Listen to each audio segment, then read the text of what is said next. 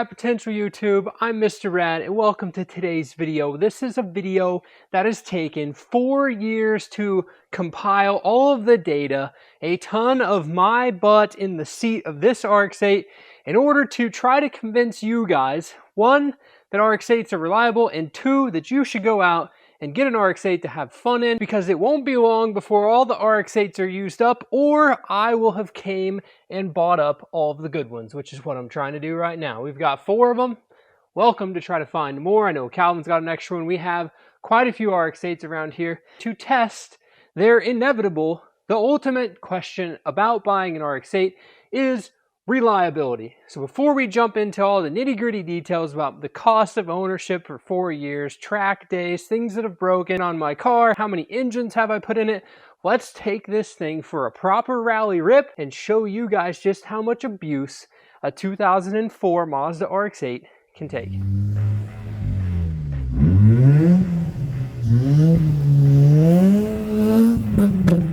Alright, so we're just gonna do donuts for an extended period of time right here because the RX8 rips and we can just sit here on the brake.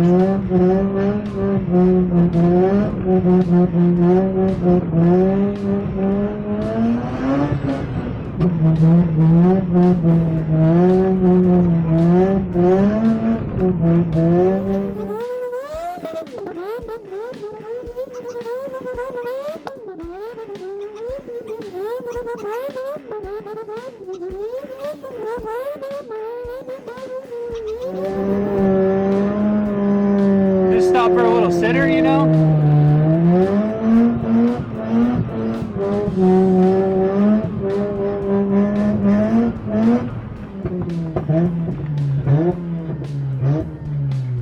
Donuts, oil temperature, 246, it'll be just fine. Next up, rally driving. Can it handle a little bit of off-road, but honestly, this is nowhere near the real abusive rally.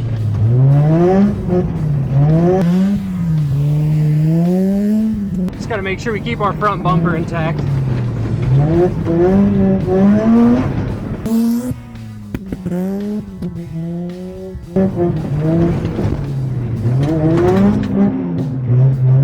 Nice thing about these cars, they do have a factory limited slip.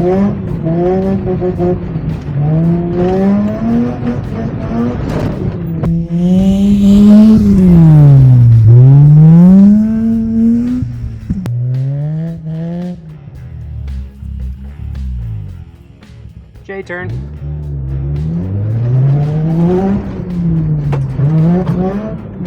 I really suck at that.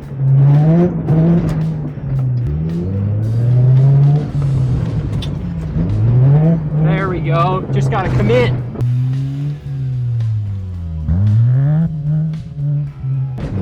Good old wheel hop in the dirt.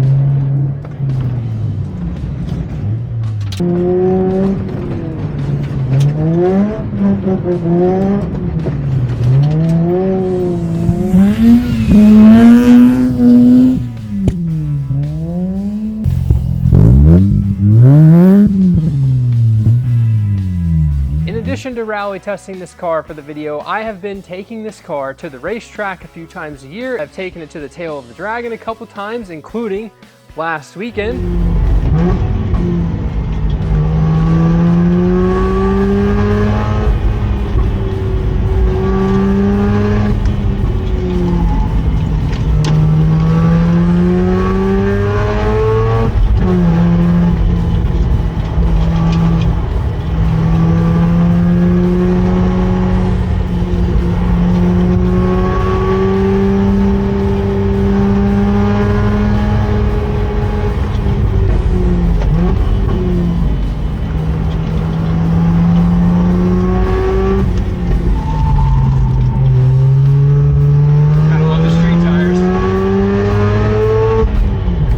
Most recently, the biggest test of them all was our Cannonball run across the country just this past month. I drove this exact car from Indiana to New York. We then departed from New York at 3 in the morning, drove all the way across the country, 2,800 miles, non-stop with 56 gallons of fuel on board. Calvin and I, we made our Cannonball run in 35 hours and 7 minutes. Needless to say, most people would have completely gave up on driving an RX-8 that far because of all of the internet making fun of RX-8s for being inherently unreliable, falling apart, and just not a good car. But here's the deal. The RX-8 is the best cheap sports car. Everybody is scared of rotary witchcraft, which means you can get one of these things for cheap. And then when the rotary blows up, which it probably will at some point, I'm still actively trying to blow mine up, but it just won't, you can swap in any engine you want or just fix it on the cheap, which I'll go through at the end of the video after we compression test this. Is like, what do you do if your RX-8 blows up, especially if you just bought a cheap one? So my RX-8 is the best color RX-8. I will go up against any other person to debate that Nordic green is by far the sexiest RX-8 color, and it's just an opinion. We can all have opinions, but this is the prettiest color. It's a 2004. It is a touring, so as you saw, we destroyed my front lip in this video. This car was wrecked before I got it. It had been hitting the front. The paint doesn't match on the bumper. Everything's kind of mismangled up here, mainly because I'm very hard on this car in order to prove to you guys that you can just do 50% of what I do and it'll probably react much better than how my car does, at least the condition of the chassis. Now, I do maintain a pretty good amount of mechanical sympathy for my rotary engine stuff. However, I have been, like I said, actively trying to blow this up. So this engine has seen 200, and even in this video, 278 degree oil temps. It's seen 240 degree coolant temps.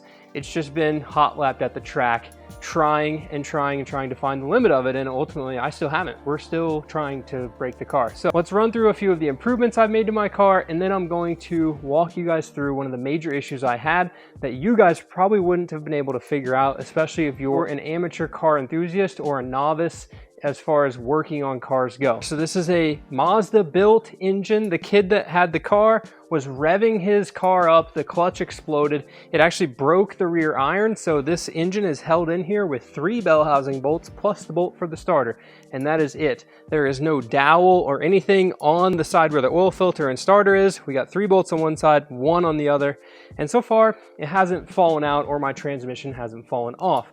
So you might ask, how many engines have I put in my car? Well, when I first bought the car, it was running and driving, but not super well. We took it to the track. It had some top end misfires. Even after putting fresh coils and plugs and doing all the normal maintenance RX-8 things, I came back, compression tested the engine. What was an oil leak that I just thought was an oil pan turned out to be the oil metering pump, which on these rotary engines, that is the pump that injects oil from the oil pan into the rotary engine in order to lubricate everything. So your RX-8 is going to use oil. It is going to drink oil as you drive it. It's by design, that is normal. So my oil leak turned out to be one of those lines leaking, which means no oil going to rotor 1.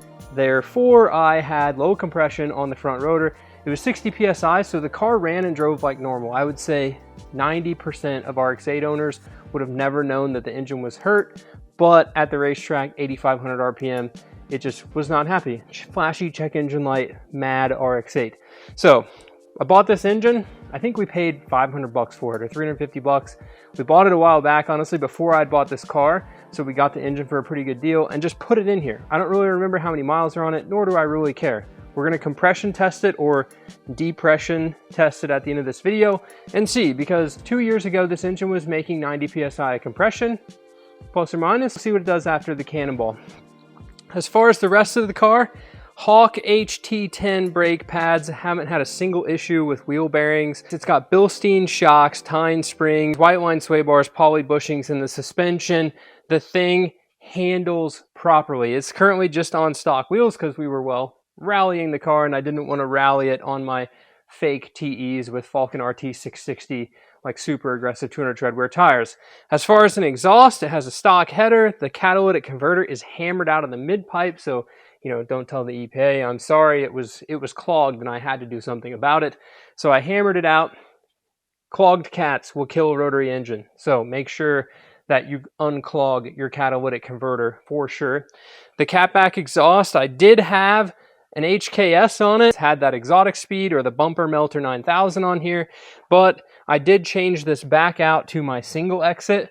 One of the things, these rotary engines, they like to breathe. In addition to these giant dual exhausts are just heavy. So my single exit, I actually made it from an ND Miata Racing Beat exhaust and then welded that to the factory like mid pipe, and I just have a single exit. So it's way lighter. I can carry it and swing it around like a sword. It's rad. So the bumper melter 9000 got taken off the yellow car. We put an HKS exhaust on this car, which I now took off, and unfortunately it melted one of my plastic exhaust guards on the RX8, which is very common. So if you buy an RX8, make sure you have a bunch of these laying around because the heat from the rotary fire just destroys everything back here. So unfortunately, got a bunch of spares. The new, or I guess the old, single exit, but not Cannonball worthy single exit is back on the car. This thing weighs about half as much as that HKS. This exhaust does not melt anything, and that is by design. So this new to the Green Machine RX8, completely not matching and discolored exhaust guard, should last for a good while. So I've upgraded the water pump pulley to a bigger one, which slows the water pump down for driving on the racetrack when you're staying at high RPM. It puts the water pump out of its efficiency range. So there's tons of videos on the channel making all these changes over the past few years that you should go check out if you have questions about your RX8, or leave them in the comments below. In addition to just tell me why you don't own an RX8. I'm curious because every time I talk to people, they're just like afraid of the rotary engines. They're just real afraid of them. So cooling mods, the one big thing that you should do on your 8 regardless is take your coolant reservoir tube here. This is the overflow when it spits coolant out. You can see just today while we were rallying, we spit some coolant out, and you need to point this or put a different one on that's extended and just get it away from these wires. These are your power steering wires. You really want to make sure that the electric power steering rack, that none of this gets corroded and all these wires are working.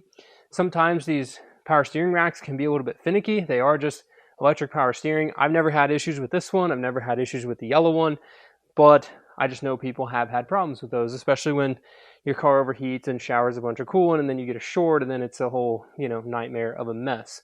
So let's look at the major issue that I had aside from the engine, was something that almost left me stranded on the side of the road in North Carolina.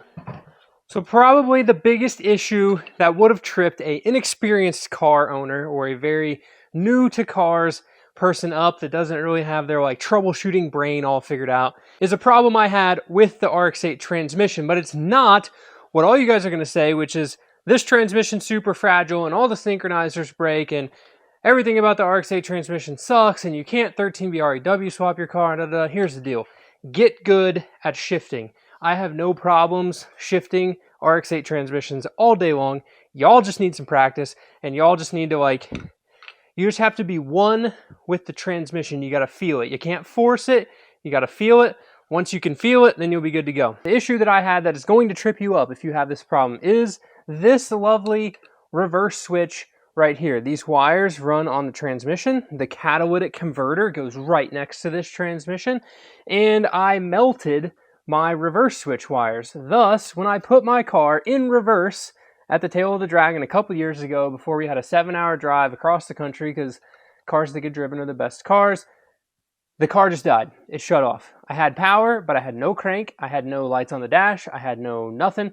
And what happens is when this wire gets melted and shorts out, which if you're going to racetrack drive your car or be a high intensity spirited driver where you're going to be getting this transmission good and hot, you might melt these wires. I would suggest insulating them. This is a spare transmission. I got to take this one off because I cooked the wires beyond repair on the Cannonball run, and I actually just disconnected the reverse switch. So currently I have no reverse lights. So in a sense of, is your RX8 going to leave you stranded on the side of the road? Well, this would definitely leave an inexperienced automobile problem solver on the side of the road for a good bit before you realize, why does my car shut off when I put it in reverse? It's literally just a cute little ball. Pushes on it, shoot, boo, the car dies. I'm gonna have the fresh one ready in case a whole bunch of oil decides to come out of this. I don't make a whole bunch of a mess of my white Hawaiian shirt, because this one isn't quite as expendable as a black one. And the odds are, oh, we're gonna make a mess for sure. Oh, yep, get in there.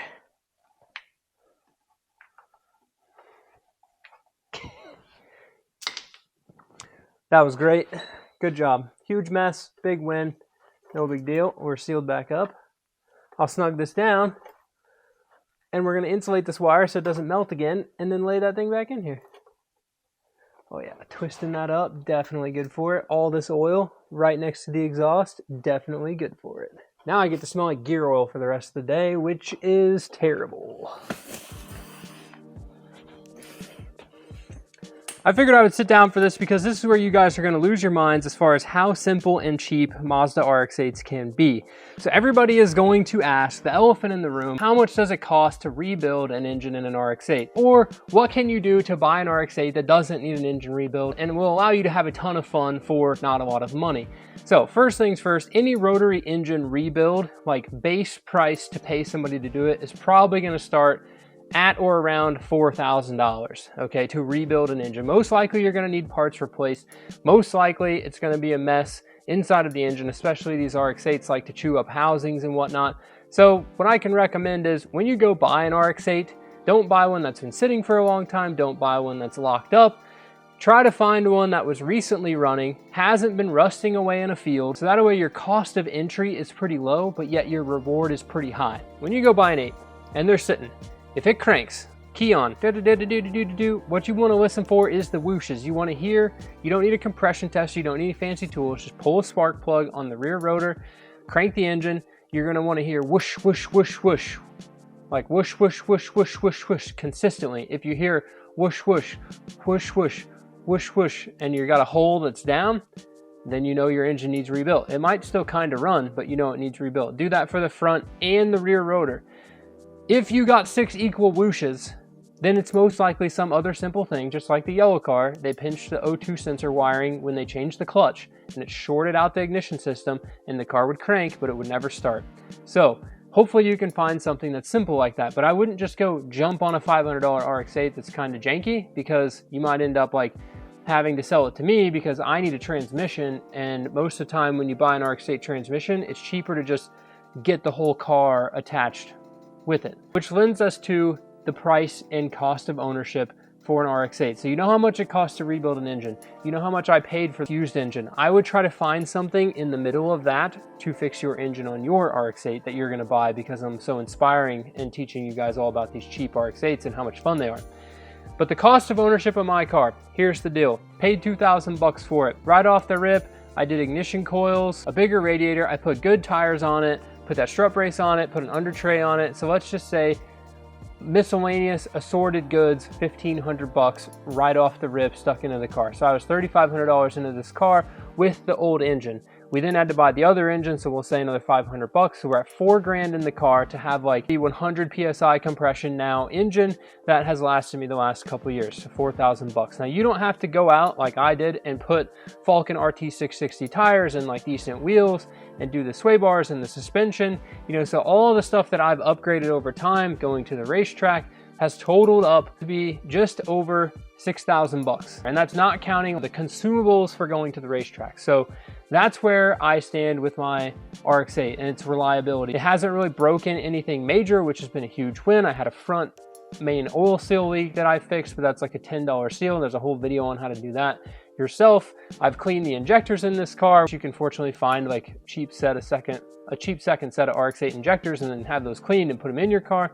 So there's a lot of little things that, you know, you can just do over time, but I recommend starting with a running car. So I don't know really if this is like the RX-8 reliability test video ending that we wanted, but this is the Mr. Rad's recommendation on trying to get an RX-8 that's reliable, because everybody just tells me that I got lucky and got an RX-8 that hasn't broken yet, even though like I'm trying to actively break it. So after all this thrashing, years of abuse on track, 6,000 miles literally from New York to LA and back, plus going to the tail of the dragon this past weekend to shred, let's do a compression test of my RX-8. So I typically stray away from doing compression tests on my own cars while I own them, because these are basically just like depression tests. The reason I don't like to do this is because if it starts and runs, we know it has compression.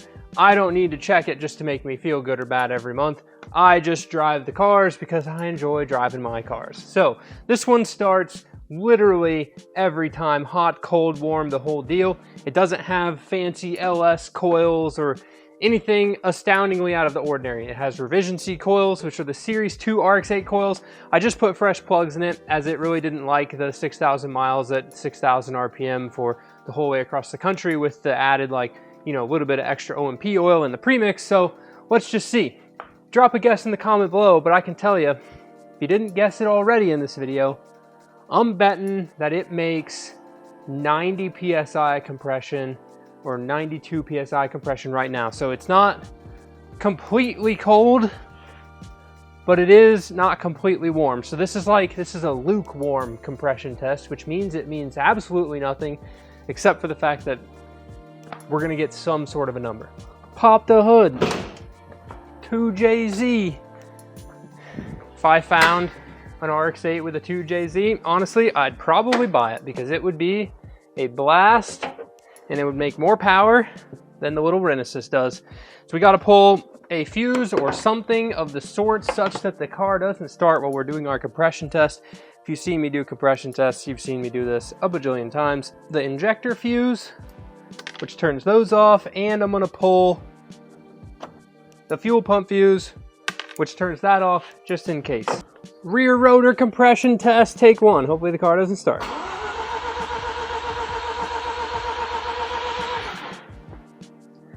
Oh, look at that. Who was right on the money with the compression test, guess. So since this is a lukewarm number, it could be, you know, plus or minus 5 PSI. We've got 0% chance this is this healthy. We're gonna have to do this again, but I got the numbers 97, 91, 95 at RPM of 172, which corrected means I have 128, 120, and 128 PSI compression, to which I don't believe it. Let's run it again. There's no way it makes that much compression. This thing made like 90 PSI compression 3 years ago.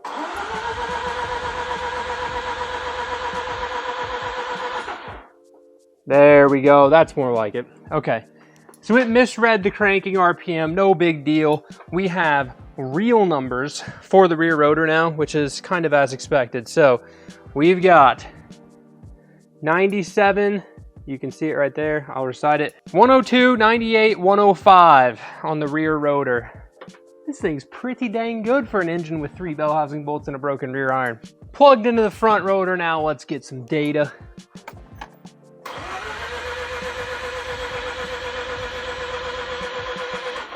Oh, baby, this is gonna be even higher. 93, 90, 90, corrected, 99, 96, 96. Let's run it again.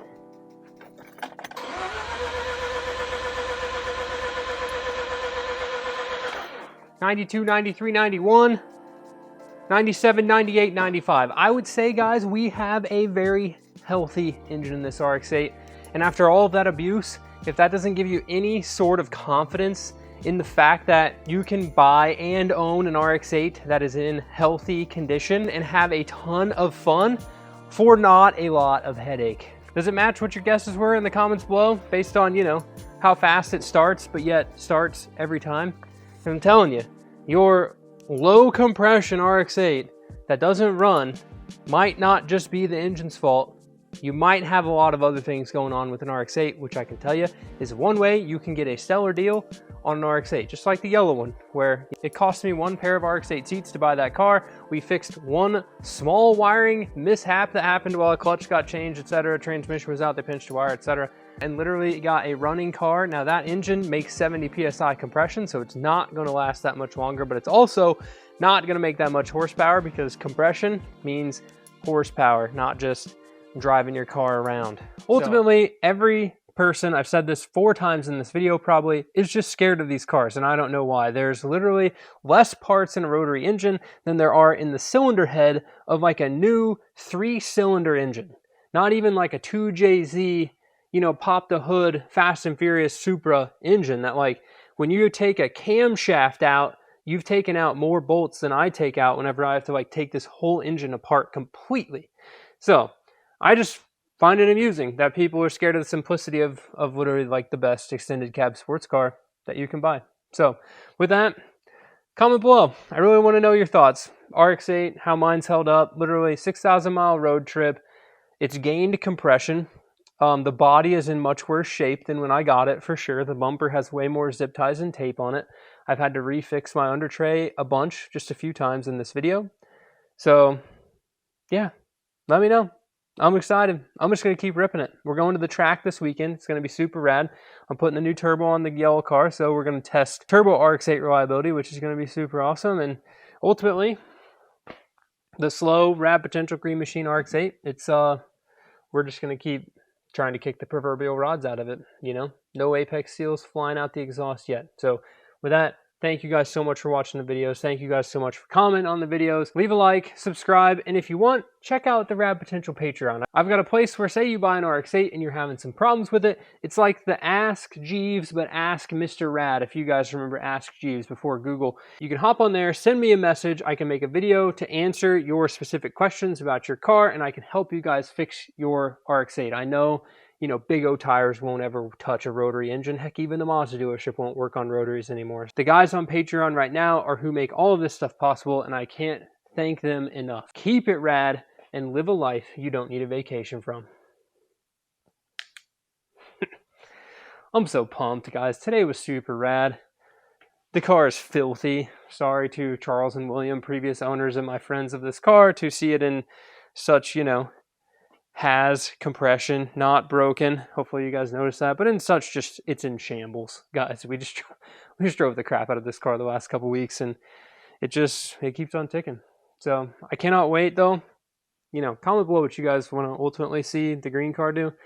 But I'm not an FD RX7 guy, so you know I've got an FD RX7 to build. We're gonna basically build an RX8 under an FD RX7 body, because the RX8s are way better than FD RX7s. And I really want to take one of these, just this right here. There's another one sitting under my workbench over there that I got specifically for this purpose. And I want to take this and just copy it and paste it into here, because the RX8 is a way better RX than the RX7. So, but it needs, like, the Renesis is definitely not a way better engine than a REW. So like I'll get you there. But just imagine, nice V-mount, radiator intercooler, REW, sweet intake, top mount turbo chilling right here, so you can see the giant fancy turbo we'll put on it, and like 400 horsepower RX8. That's what we need. That's what we need, right, guys? Comment below. Peace. Oh, and here's your sneak peek. Yellow RX8 turbo, next video.